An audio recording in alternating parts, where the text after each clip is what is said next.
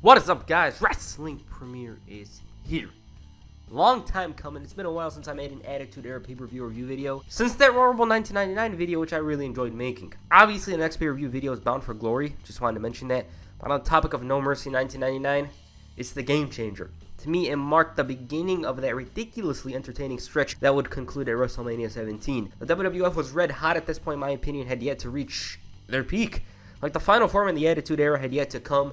And I'm just going to say it now that this was the best pay-per-view, the best WWF pay-per-view of 1999. So enough talk, let's get into it. No Mercy 1999 was held in the then Gund Arena in Cleveland, Ohio on October 17, 1999. 18,742 were in attendance to witness one of the most influential matches of the Attitude Era, and the buy rate was 327,000. Theme song for the event was just some random late 90s to early 2000s techno music that you'd hear in a video game.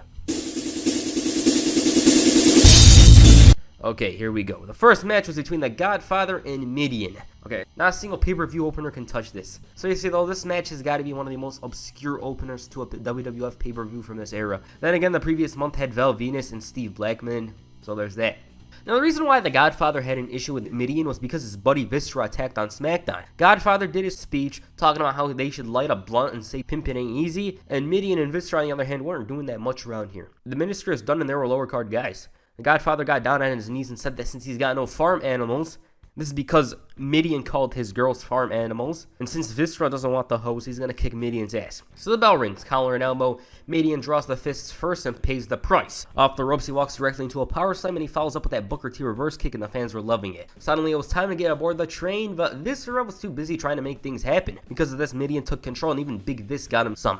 Mideon's desperately trying to wear down Godfather, and Jerry Lawler's too busy talking about how Viscera was wide. Not much to say about this junction in the match, it's just there. Fans tried bringing the Godfather back in, and at one point it seemed like he figured it out, but Viscera provided a distraction, and it was back to square one. He got some shots in as well, and the crowd was pretty quiet around here. We want Ho chants intensifying in the ring. The Godfather almost connected with the train, but he failed. At this point, it was the same story. Godfather's taking some punishment inside and outside the ring. Mideon thought it was time and climbed up to Brett's rope and missed the elbow. Time for the comeback. Godfather was all fired up. He's dropping Mideon with strikes, leg drops, and Viscera slowly getting angry while wearing his cool sunglasses. They went up top but found no success. Viscera went to the well one too many times and in the process hurt himself and probably broke the sunglasses as well. Godfather goes to the train and then the cradle. I don't know why he went for the cradle. 1, 2, 3, that's all she wrote. In all honesty, this match was so damn basic. It wasn't bad or insulting, but after watching it once, you're not going to crave another rewatch. Right afterwards, Tim White began dancing with the ladies, and I assume he thought this was a limbo game or something. Yes, that's the opener.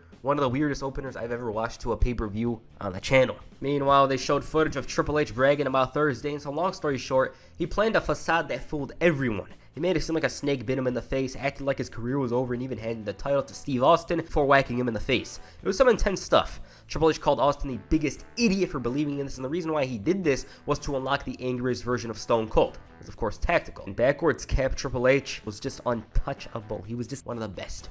In other places, Ivory was talking about how she doesn't give a damn about facing the Moolah, talking about how they forgot the directions to the retirement home or something, and it was time for that match. The next match was for the WWF Women's Championship. The fabulous Moolah challenged Ivory for the gold. So this is what women's wrestling came to in the late 1990s. Ivory and the fabulous Moolah. What the hell? Like, they seriously had to bring a woman from the 1950s to challenge for the title? Not only that, but the roster itself was lacking greatly on the women's side. But anyways, we gotta talk about this. Right out of the gate, Ivory drop-kicked Moolah and nearly stole it. She followed up with a leg drop and tactically went for another cover. The challenger started fighting back as she even went up top but found nothing. Suddenly, Mae Young got involved, and so Ivory whacked her back to the old days. She even followed up with a dropkick, and to top it all off, she hit the suicide dive. Well, kind of. And Ivory even connected with a crossbody. Mae Young once again followed up and got a belt to the face, but Moolah took advantage with a roll-up to steal the match and the title. What the hell did I just watch? As terrible as it may have been, I was laughing throughout the match, Some of the stuff they were doing was pretty damn funny. But I will say that this just might be a precursor to Goldberg winning the title in 15 years. And come to think about it, it's crazy to think that a woman in her 70s captured the WWF Women's Championship. Like, I know I didn't give a damn about the title at this point, but still, that's all I have to say about this one. Let's move on.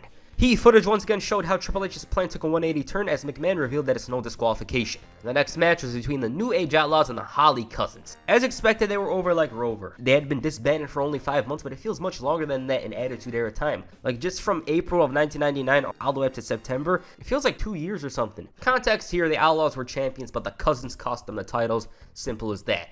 Howard Finkel disrespected the Hollies by saying they're at a combined weight of 448 pounds, and they ought to fire him for that.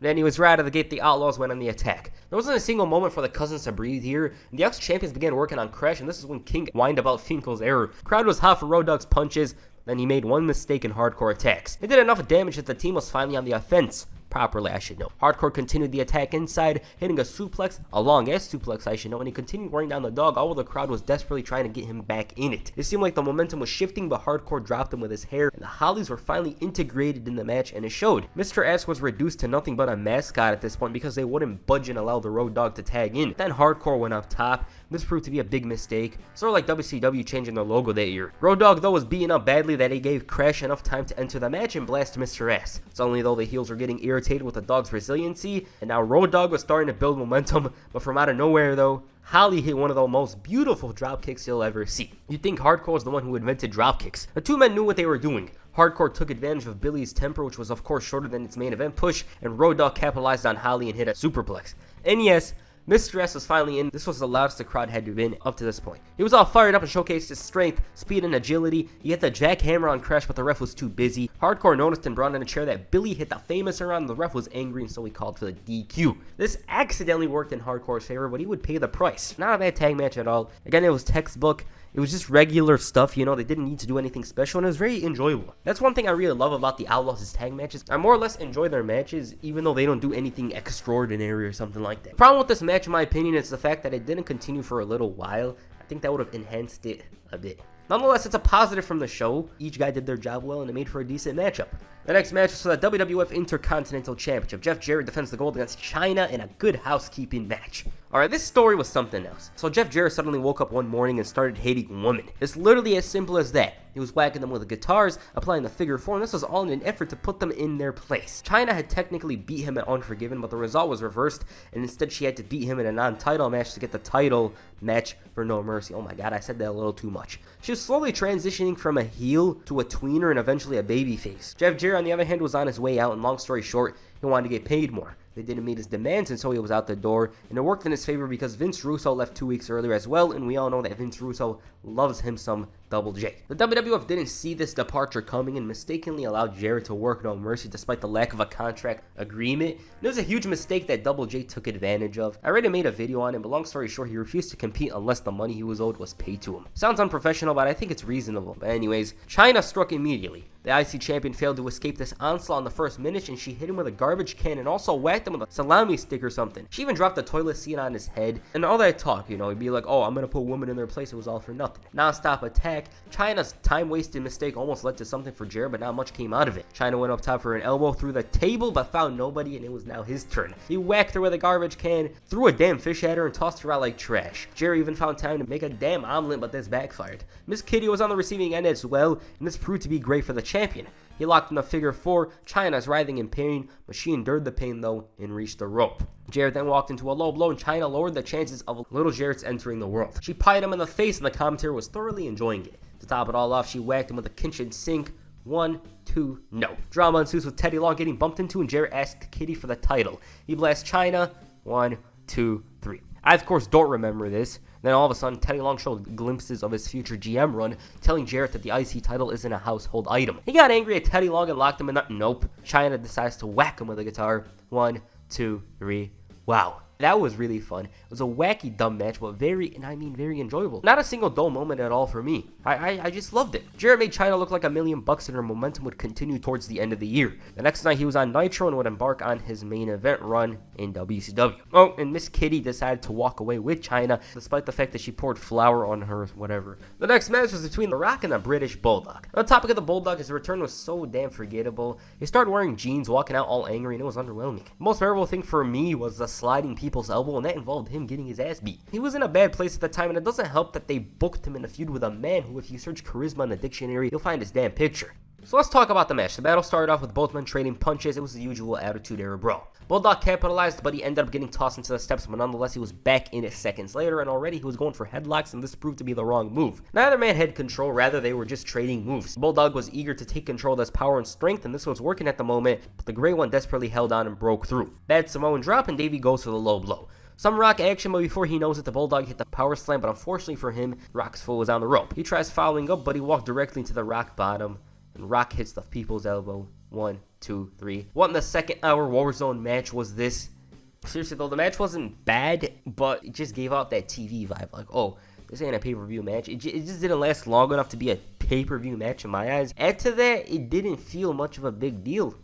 Like, Bulldog was kind of booked as a threat heading into it. And it's a bit of a stretch because we all know how it went. Story heading into No Mercy. It just didn't feel like a big deal at all. And as I said, it wasn't bad, but could have been resolved on Raw with the way things went. Rock would, of course, go on to have the main event feud with Triple H and Stone Cold.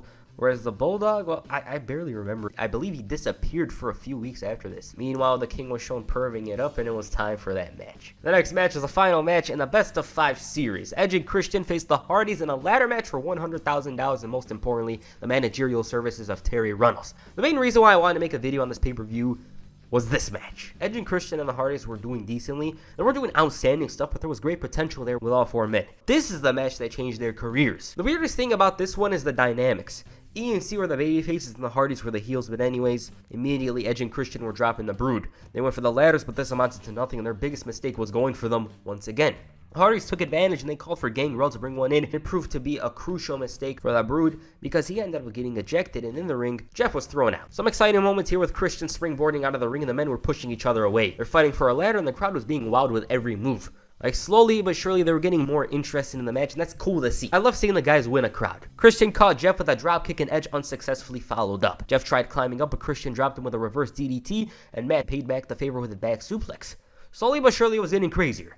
Edge then catches him with a powerbomb, and he climbed up, and boom! Jeff hits the leg drop. After the replay, Hardy hits the swanton directly onto Edge and a ladder. Hardy's double-teamed Christian, and they were relentless. To top it all off, Jeff Hardy hit a leapfrog off the top rope and over a ladder, and this shocked the crowd. They couldn't believe what they saw and were clapping in all of this unorthodox offense that was in front of their eyes. Matt hits a moonsault, but this amounts to nothing because Edge made his return. He climbs up, but once again, Matt tossed a ladder into his back. The heels were fooled, and Christian sacrificed himself. Awesome stuff. Hardys were kicked in the balls, were sandwiched, and the best of all was Christian's splash. Minute after minute, somebody was thrown into a ladder, going for some aerial move. It was ridiculous. Jeff caught Christian with a twist of fate and set his sights on Edge, and they traded blows for a few seconds before Edge caught Jeff with a downward spiral. He climbs up once again, but Matt catches him and hits the neck breaker, and now it was Christian and Jeff's turn. They were battling, and all of a sudden, Christian just hip-locked him. Poor Matt took a ladder in the face. Edge and Christian were doing some weird stuff with the ladders, and it seemed like disaster for Jeff, but he took notice of this situation and jumped directly onto the ladder, and it met both men's faces. This managed to generate a "what the heck" quote from Jerry Lawler. Once all 4 men recovered, they fought atop both ladders, and it didn't end well for either side, and at this point, JR was in shock over what he saw. Lawler couldn't believe they were doing all this for Terry and the money, and the crowd couldn't help but applaud these 4 men for engaging in such a chaotic matchup. For the 10th time, they refused to stay down. Edge was so damn close to getting the money, but Matt caught up and he was pushed away. He rebounded, and Jeff jumped ship and knocked him down before going for the money. He's desperately trying to retrieve it, and JR says one of my favorite wrestling quotes of all time, "Show me the money." Even though he grabbed that bag, he fell on his ass. Wow. You look at this match from a 2021 lens, oh, regular match. You'd say it was good, maybe even great, but looking at it from a 1999 perspective, Gamechanger. It's the one that changed the game and innovated the ladder match. I can't say a single bad thing about this match because it did so damn much for their careers and turned them into stars. Before No Mercy, the guys were getting some cheers here and there, yeah. But after that, they were a notable part of the WWF roster. Cannot be overstated what this match did for their careers, and I don't know if it's a hot take, but I prefer this over the Razor and HBK matches. It's definitely match of the night. Definitely for sure match of the night, one of the most influential matches in WWF history. Backstage, the Hardys celebrated with Terry, and of course the guys in the ring received a standing ovation, I assume. Meanwhile, they showed Mick Foley on Heat trying to hand The Rock his book, and it turns out it wasn't a great one. It was Val Vennis. He attacked and left Foley a beaten and battered man. The Rock randomly decided to come out, and the reason why he appeared was to give out a challenge to the winner of the main event. Unfortunately for the Grey One, Triple H didn't seem fond of this, and he whacked him with a sledgehammer repeatedly. That man had heat unlike anybody else at the time. They were calling him asshole, and it made for a good segment. Rock was loaded onto a stretcher. Alright, the next match was between Val Vennis and Mankind. Venus was pretty impatient and opted to attack. Mankind quickly bounced back and inflicted damage with those strikes, and he was making those sounds again. And it took too much time, which almost led to Val bouncing back. Nonetheless, Foley dropped him and connected with a knee, and for some reason, he wanted to pull out something. Lawler thought it was the big Valboski that Foley was pulling, but it was obviously Rocco. Venus took advantage and began stomping on Foley. They were on the outside, and you know this is a Mick Foley match when the fighting on the outside ends with him taking a huge spot. I can't believe he was still taking spots like this in the twilight of his career, but that's just Mick Foley things for you. He almost got the mandible claw in, but Venus tossed him into the post twice, and he brought in the chair, but the ref took it away, and Foley was ready to begin his comeback. However, Venus stopped him dead in his tracks with a Russian leg sweep. He didn't remain on offense for long. A double arm DDT goes south, and Val's delivering strikes and just going after the head. Irish whip into the corner and a right to the back of the head. Nonetheless, Mankind kicked out. So Val Venus hit a knee in the back again. And suddenly it was time for the money shot. Foley quickly recovers, so Val drops him again, and he goes for the elbow and the money shot. Mankind avoids disaster and hits the double arm DDT. 1, 2, not enough. Once Foley recovered, he brought out Mr. Sacco. Val pulls out Rocco, and it was a battle. Mankind faded as well as Val, but it was Venus who was victorious. What the hell? I'm not gonna lie, I wasn't interested in this initially. They won me over near the end.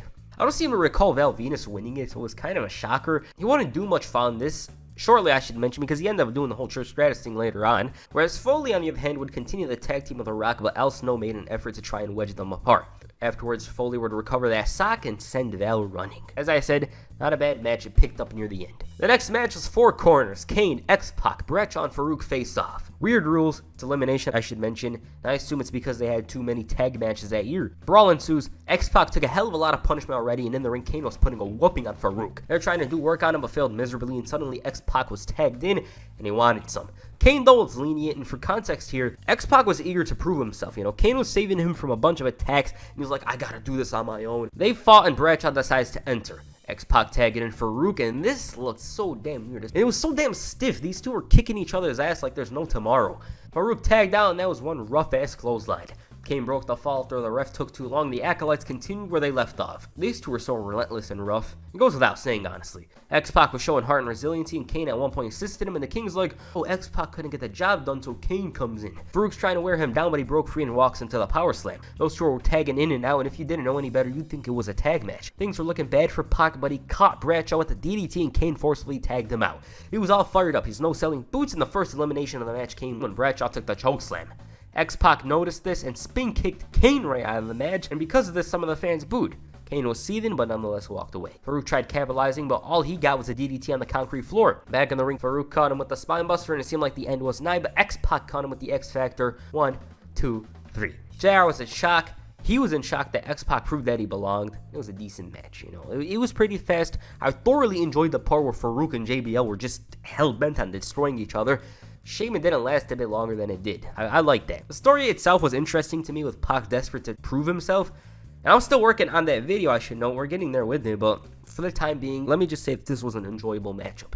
And the main events, Triple H defends the World Wrestling Federation Championship against Stone Cold Steve Austin in an anything goes match. Alright, it goes without saying that this feud was absolutely chaotic and good in every way. It's probably a top 3 favorite feud of mine from the Attitude Era.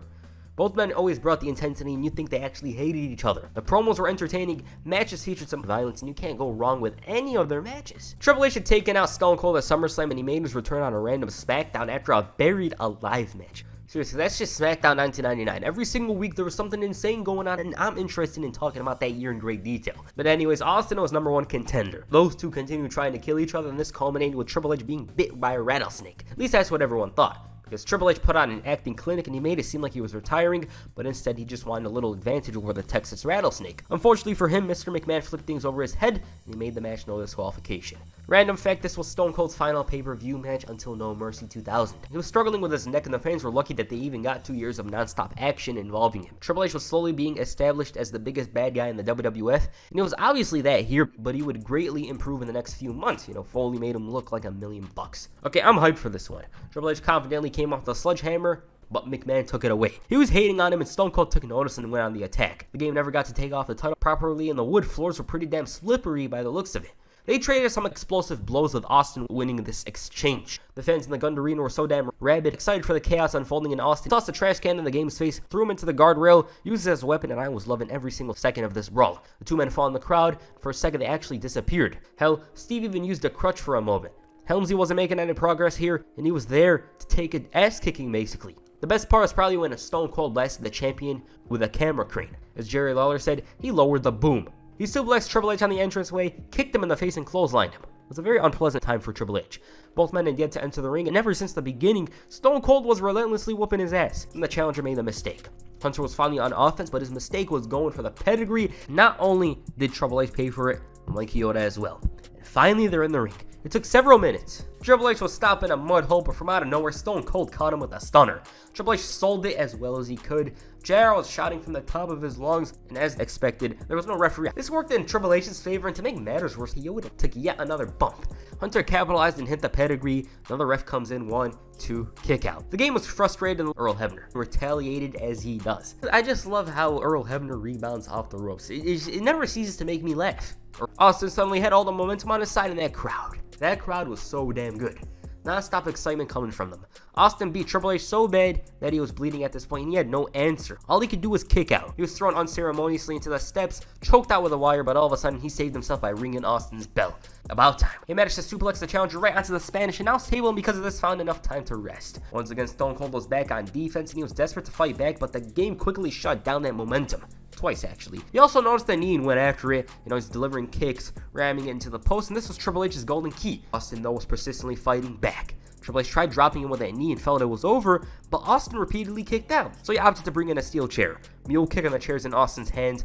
Hunter took notice and bounced back with the clothesline. The WWF champion goes up top and Austin follows up, and he's just hammering him at this point. This didn't end well for the game as he was on the receiving end of a superplex. Jarrett was shouting for 3, but it wasn't there. They fought for that chair and Austin won it, whacked him in the face, and paid back the favor from SummerSlam. The crowd came unglued as a result of this, and the bad guy was getting his comeuppance. Suddenly, Helmsley went for a low blow. Crowd gets excited again because The Rock was there. Triple H managed to come out unscathed because Rock accidentally blasted Austin. He takes a pedigree and Hunter goes to the cover. 1, 2, 3. Loved it. The formula just works in my opinion. Every time Austin's in one of these main events, it's at least good, and this one is a favorite of mine. Just 20 minutes of intense, almost non-stop brawling. And along with the crowd and the commentary, it's just something special. I wouldn't say it's like the best Attitude Era main event ever or something like that, because the problem with this match is the fact that we've seen a lot of them at the time. It's similar to a lot of the Attitude Era main events at the time, but if you love these type of matches, this is a must-watch in my opinion. It's very good.